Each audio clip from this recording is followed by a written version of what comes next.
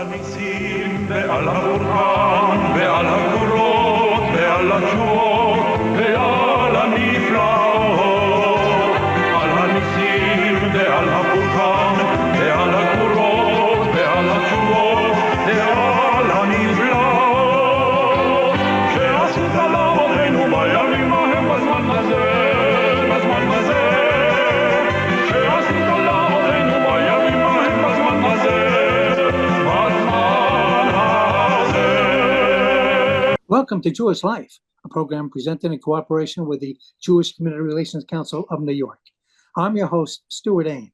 Every week we present programs of particular interest to the Jewish community. Today my guest is Dr. Alex Kor. He's a podiatrist, and he has written a book called A Blessing, Not a Burden. And he wrote it with Graham Honaker, and it's a book about his parents, Mickie and Eva Kor. Longtime viewers of our program will remember Eva. She's been on the program, and we knew her for a number of years. And in fact, I'm going to read something to you from a story I wrote about Eva a little bit later. And first, welcome to the program. Thanks very much for joining us. Thank you very much, Stuart. I appreciate it.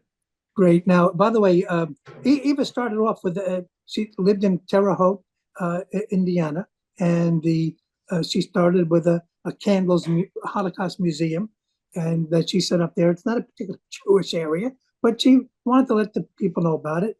And I don't know how long after she did it open that it was burned, and somebody vandalized it and burned it. And yeah, so the museum physically opened at its current location still in 1995. And the arsonists burned down the building in November of 2003. Right. And then we had a grand reopening spring of 2005. So it's still at its current location in Terre Haute. We have a staff and have some plans for the future. Good.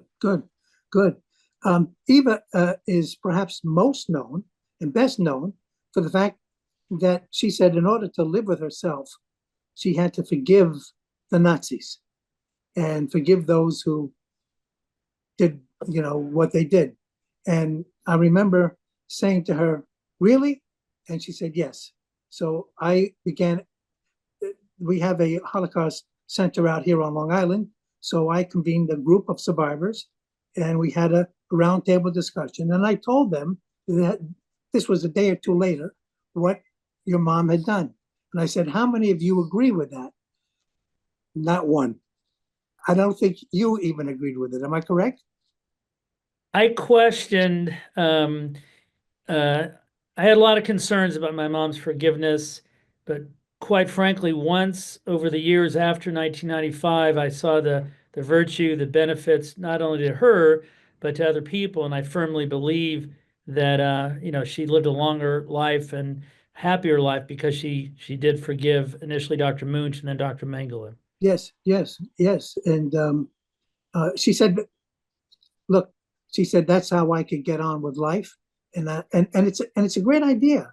I think, I'm not sure everybody can do it, but I thought it was very constructive. I thought it was a great idea. And, I think when we talk at Candles Holocaust Museum, because we still wrestle with how much of a emphasis we should have, I always say this was my mom's path to healing. Not everybody is going to heal the same way. And then we argue for 35, 40 minutes. And I say, you know what? Because we've been talking about this for 35, 40 minutes is exactly the reason that it needs to be part of our mission statement, because this is the way my mom healed. And it has helped countless people. Yes. I was just in touch with somebody in New York who actually was contemplating years ago suicide. And she then went on one of our trips to Auschwitz, and obviously is leading a very productive life, and actually converted to Judaism, by the way. Wow. Yeah, you said at one point that some people sometimes misunderstand what your mother was saying. But what is the people misunderstand? The best way I can respond to that is recently Stephen Smith, the noted Holocaust scholar and professor of theology who used to be in charge of the USC Shoah Foundation, I listened to one of his tapes talking about my mom, and he said very simply, he says, Eva Kor practiced forgiveness, but never truly forgave the crimes of the Nazis. And I think that really, in a Wow. very short sentence, encapsulates how my mom dealt with her past. She did want to practice forgiveness, but when it came to the crimes and what they did to her, she did not forgive that. And she organized trips to Auschwitz from the museum, organized, and she went and she and showed people around and took them on tours of Auschwitz. That was your father never went. He My could dad's not. not an Auschwitz survivor, he's a Buchenwald survivor, but no, That's he correct. never went. He That never was his went. excuse for not going because he wasn't in Auschwitz. But my mom, I went for the You first said in the time. book, but you said Yeah, in the book that he couldn't. He could not. How did you put it? You said you.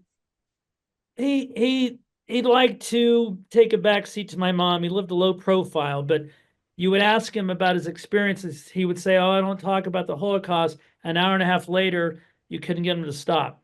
So, but yeah, Right. my mom took trips. We went the first time in 1985, and I believe this next month when I go back in January for the 80th anniversary will be my 30th trip. Wow. Wow.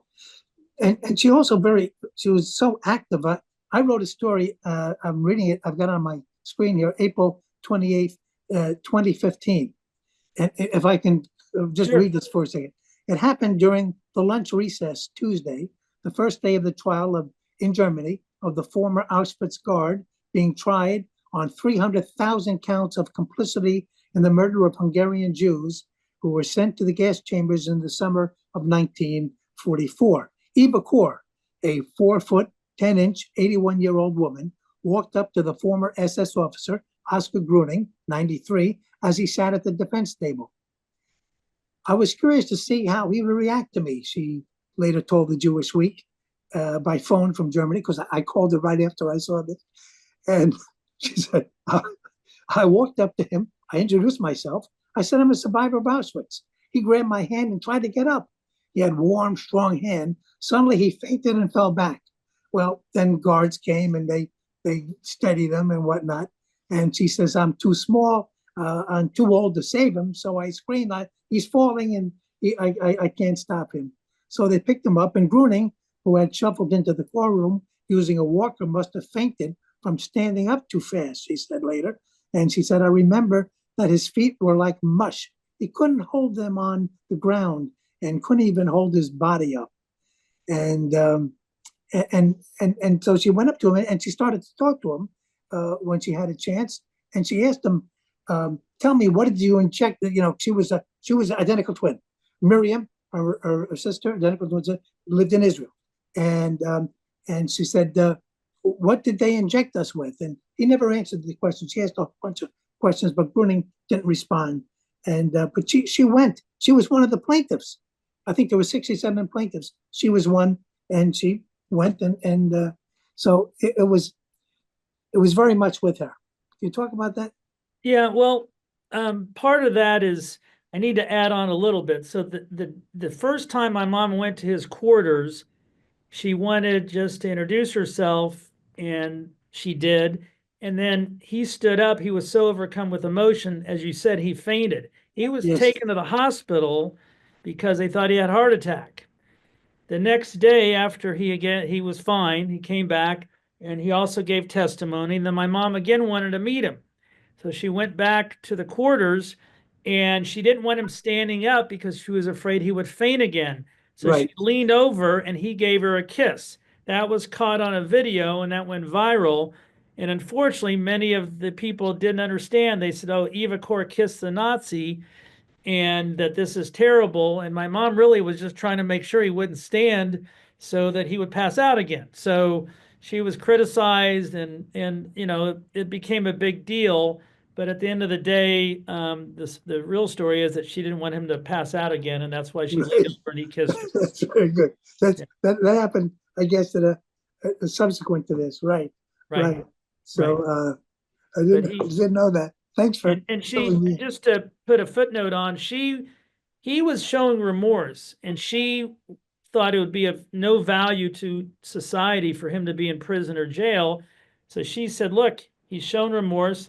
I forgive him in my name, but he should be allowed to live a life, but at least go out. His penalty, his punishment should be going to schools and talking to kids about, neo-Nazism, etc.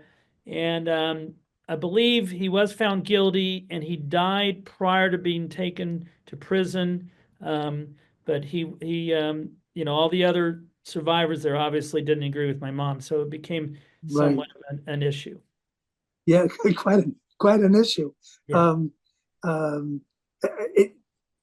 Looking back now, your mom passed away in July 4th, 2019 in Krakow during one of our trips to Auschwitz. Right.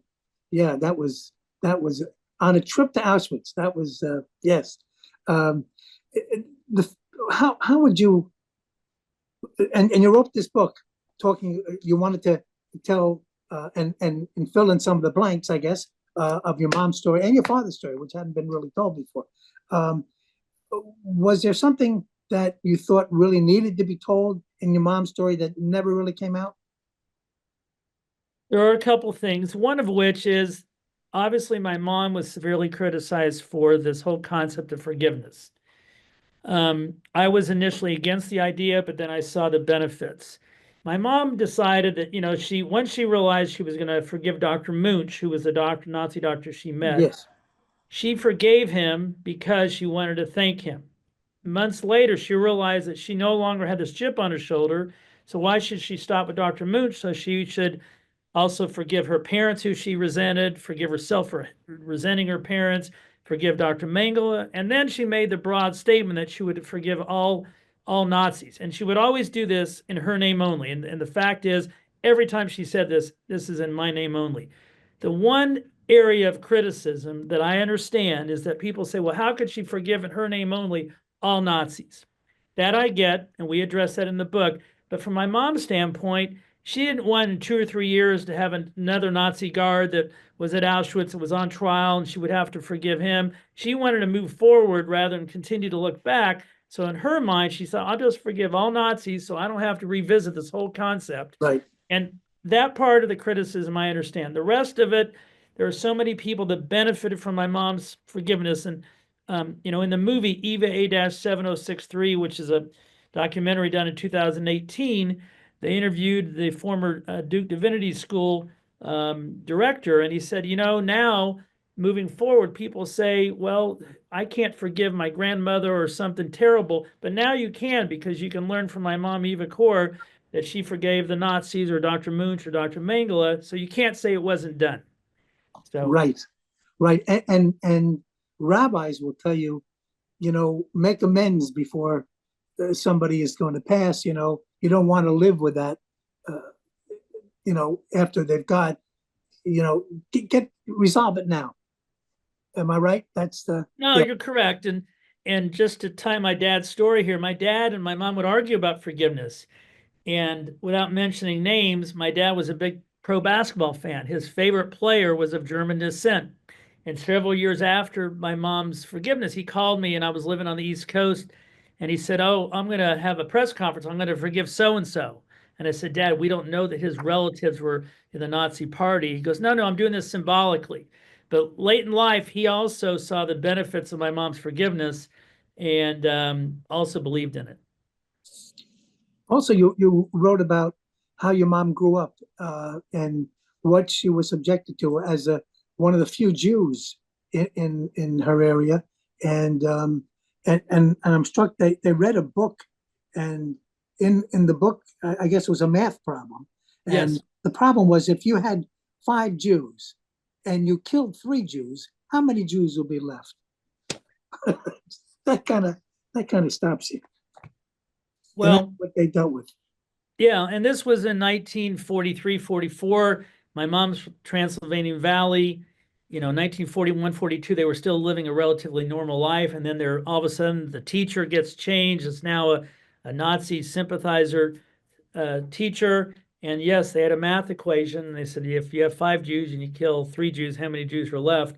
My mom and my aunt went home and asked their mother, why do we have to take this? And their mother said, my grandmother said, well, we're Jewish. We just have to take it. And my mom never understood that. And she was only 6, 7, 8 years old when this was happening. And so shortly thereafterwards, in the spring of 44, they were taken from their home to a ghetto and then on a cattle car. And then 3 days later, the gates, the cattle car opens and they're on the chaos of the Auschwitz selection platform.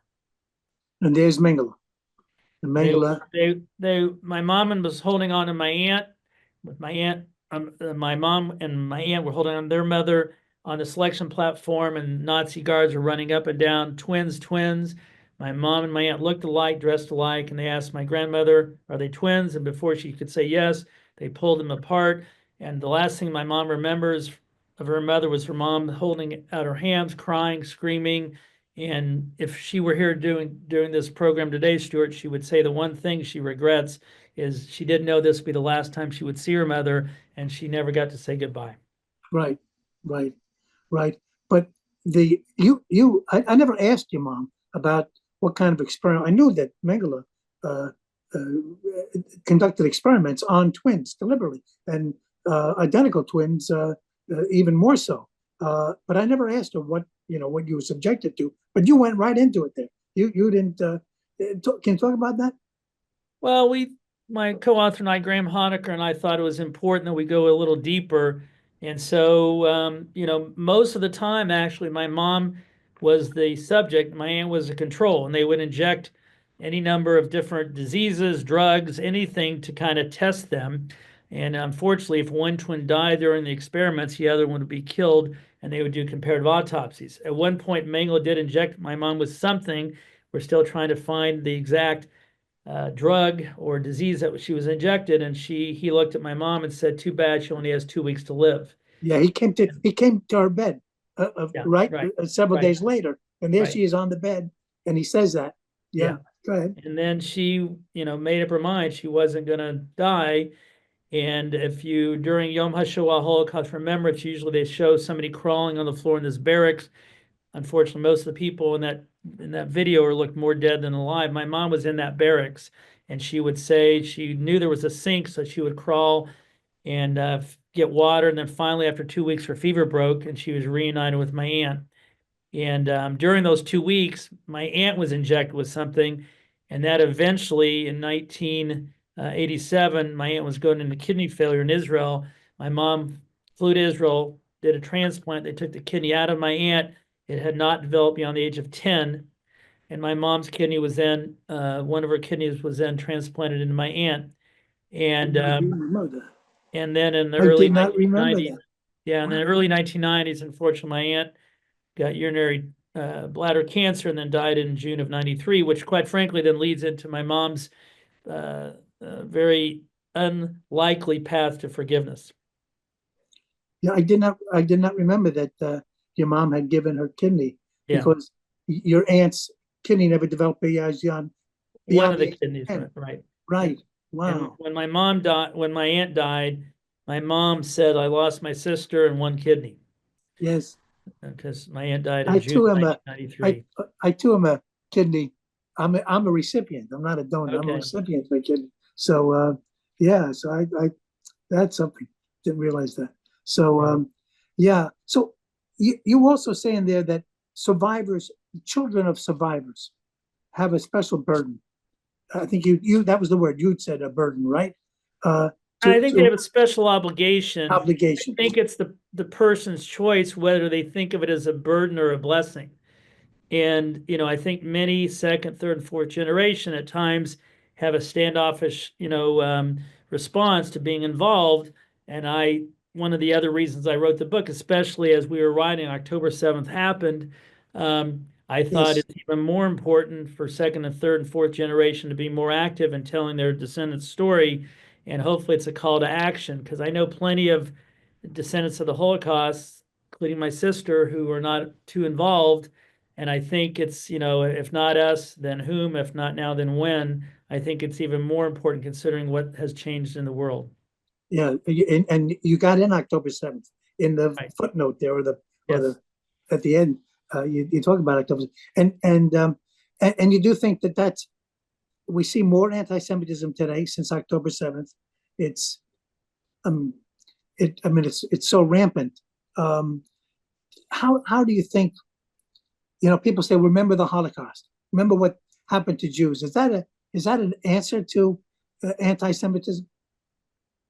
If you talk to Holocaust scholars and educators like Michael Berenbaum, Stephen Smith, and I don't want to speak for them, but I've heard him lecture many times, they would say, and what I've heard is that Holocaust education does not entirely mitigate anti-Semitism, but it's a start. And you at least, particularly the younger generation, younger people at least should be exposed to, when medicine went mad, what happened during World War II to Jews in this case, and unfortunately what's happening now. It's a difficult question. When I lecture here in Indiana, last spring, I had three distinct high school students at three different high schools asking me, Dr. Kor, I'm Jewish. What can I do about anti-Semitism here at this school? And so it's a terrible problem for the entire world, let alone the United States. But I would not, want to face anti-Semitism. When I was sixth, seventh grade in Terre Haute, Indiana, in 1971, 72, we had swastikas put on our house, and so I Yes. can in some way relate to these children, these kids, high school students that are experiencing this now. But I think Holocaust education can help. It's got to open up some eyes. It's not going to open up everyone's eyes, but I think it's a good start. Do you think trips to Auschwitz and a good thing? I don't know if Stewart, if you've ever been, but No. it'll change your life. And we've had so many, we're going again next month with 40 some people. We have trips planned every summer in June via Candles Holocaust Museum, but it changes people's lives. And I've been on trips where somebody will say, well, I'm really not sure why I came. Somebody told me this would be a good idea. And by the end of the trip, they're motivated. There's somebody in our Candles board of directors. She went when she was 19 or 20. She's now in her late 20s, and she has purpose in her life. She changed what she was going to do. She now has a master's in not-for-profit administration, and it was all because of that trip. And initially during the trip, she wasn't handling. We were at Auschwitz the first day, and she was despondent. She wouldn't talk to anybody. She didn't know how to deal with her feelings. So my mom took her aside and said, "Look, you need to you need to smile." And my mom and the girls said, "How can you smile here?" She goes, "Well, I survived." And so I can't replace, my mom on these trips, but I try to at least interject what my mom would say at various points during the tour. Yeah, she did for about 10 years. Am I right? She did the Longer. longer? Oh, yeah. We started going in 85. By 1995, we were going every year, sometimes twice a year. In 2005, we went 4 times one year because my mom did some interviews there. So no, she from about 2000, 2001, we went every year until she died in 2019. This will be Right, my third trip without her, I think, which is always right. bittersweet. Yep. Yes, yes, yes. Is there has Candles, the museum, changed it at all since her death? Candles Holocaust Museum has not changed. We have a excellent board of directors. We have a staff, and we're trying to move forward. So we have a base in Terre Haute, Indiana, and the effort now is to have a foothold in Indianapolis, a museum in Indianapolis. We are the only Holocaust museum in the state of Indiana, and so we'd like to have a bigger presence in Indianapolis, and that is something on the forefront that we're actually actively meeting with Jewish community leaders here in the last month. And there seems to be a lot of interest. And I think part of it's because of what happened October 7th. And it will probably also be a Holocaust and Genocide Center, a human rights museum. It will try to hopefully help multiple people from multiple demographics, including the Jewish community. What was your reaction when you saw what was going on at college campuses about a year ago when the students were marching around with anti-Israel placards and whatnot, and we saw it many colleges. What was your reaction? The first thing I think about when I think about that is how my parents would have dealt with this. And my dad passed away, also a survivor, 3 years ago. I don't think my parents would have been able to sustain October 7th. I think they would have seen their past haunting them again, and their health was already fragile. I mean, I wish my parents were here, but I'm very thankful they were not here to witness October 7th, because I don't think they would be able to tolerate it. What do I see when I see college campuses? I think, unfortunately, there's a lot of misinformed people, and whether it's, unfortunately, professors or students. And I think, to what my mom would say, that, by the time kids get in high school, for sure college, their minds are already made up. She believed that, fifth graders, sixth graders, seventh graders, maybe on a very, very elementary basis, need to be exposed to the past, not to scare them, not to haunt them, but to at least let them know that we all have differences, but we need to, we're all part of one race. It's called the human race. And so I think that that's really, for me, how I'm trying to respond, to try to educate younger people at their level. Do you think your book might have some impact on children of the, so grandchildren even, of survivors, and have them do what you did, to retell the story of their parents or grandparents, and how it's affected their lives? And I absolutely think that's one of the reasons Graham and I wrote the book. But I also think that, everybody's story is unique, and you can't compare pain. My dad's story is so much different than my mom's. And I think every survivor story is unique. And I think every survivor story should be told, and that's why I think, grandchildren, great-grandchildren should be telling these stories, if nothing else, to enlighten the world, and to hopefully, reduce the chances of continued hate and prejudice that we see, as you said, Stewart, even today here in the last year on our college campuses. As I recall, I didn't see it. I have not seen it, but your mom made a video at one of the Holocaust museums, and you can go now and talk to your mom. Have you tried to do that? It's done by the USC Show Foundation's Dimensions and Testimony. Not only do I talk to my mom, I now use it as part of my lectures. And so at the end of the lecture, I'll say, we have a special guest today, and people kind of look around as somebody coming in the room. And then all of a sudden I put my mom's PowerPoint and I start talking to her like you and I are talking. It's extremely effective for kids, let alone adults. And I was just in Richmond, Virginia a week or so ago, and they opened up their Dimensions and Testimony in the month of December. My mom is being featured. So after I gave my keynote talk, we then had a conversation with my mom, and some of the questions are very serious and some are funny. Like, I asked my mom what's her favorite food, and her answer is always, well, chicken nuggets, because I know I can get those anywhere in the world, and I know they taste the same. So yeah, I use it a lot for many purposes. But yeah, Right. it's the Stephen Smith and USC Show Foundation allowed for that to happen. So it's Is she in many of the Holocaust museums, or just a few? no, Chicago, Skokie, Illinois, Dallas, Richmond, Candles Holocaust Museum in Terre Haute. There's an exhibit in Indianapolis for another 2 months. Indiana Historical Society has an exhibit by my mom with a hologram. Chicago, as I mentioned, I believe she's also at the Holocaust Museum, LA. But yeah, there's at least 6 to 8 museums around the country. And quite frankly, I mean, I can pull her up on my iPhone real easily too. Is that right? Oh yeah. Yeah.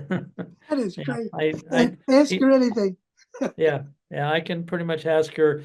What's your favorite? One of the ironic things is that the day before my mom died, we were at Auschwitz, and the LA Children's Chorus Young Men's Ensemble serenaded my mother, and they had songs prepared in Yiddish. My mom interrupted them and said, no, I want you to sing my favorite song, which is Man from La Mancha, Dream the Impossible Dream. Right. So when I'm speaking, I always end that as the last interaction with my mom.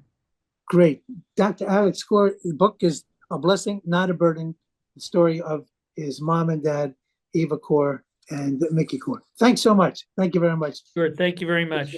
Thanks very much. My name is Stewart Ain. This has been Jewish Life. Until next week, have a good one.